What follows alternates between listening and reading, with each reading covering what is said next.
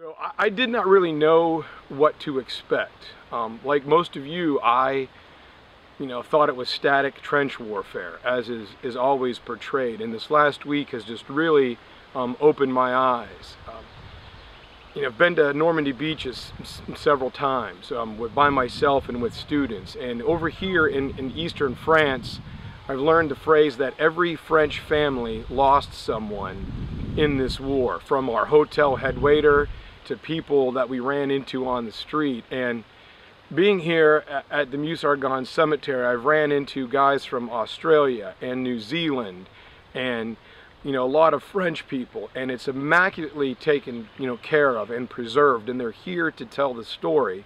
And that's kind of like my purpose. The American soldier, the doughboy, did not fight in trenches. I have been fortunate enough this last week to walk many miles of this battlefield, and I saw the German trenches and I saw the French trenches, and seeing it from the doughboy is quite different, where he was on the move, not in trenches as is portrayed. And I believe you've got to touch it and see it and smell it to bring history alive, is kind of my shtick. And I put my hand in the earth. It may sound corny to some of you, but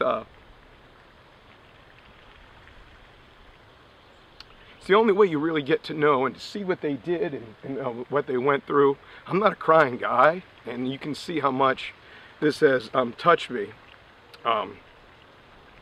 We were out washing the headstones the other day, and going along I was reading each one, trying to make that personal connection like I have with Ray and Roy Stevens and Bedford Hobeck from D-Day.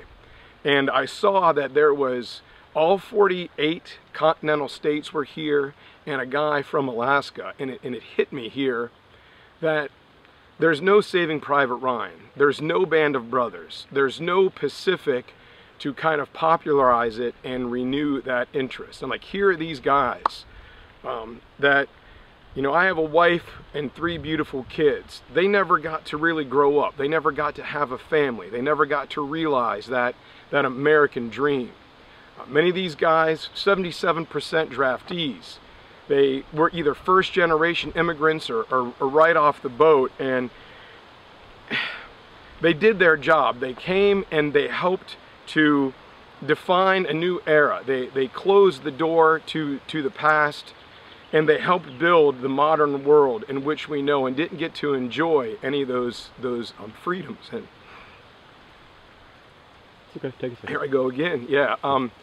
Right behind me is Michael Zatanay, along with nearly 15,000 other soldiers, and he was killed 10:50 a.m.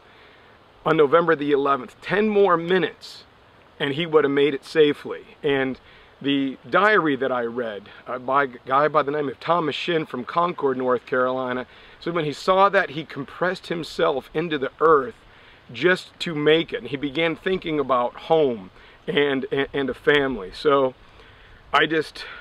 here they are. Here is the high cost of freedom behind me, and I urge you to come out here and see them, to remember them. And my thing about history is, it's not the fact and the date, it's the people. It's what happened and why. And there are 15,000 Americans right there that badly want you to come and get to know them.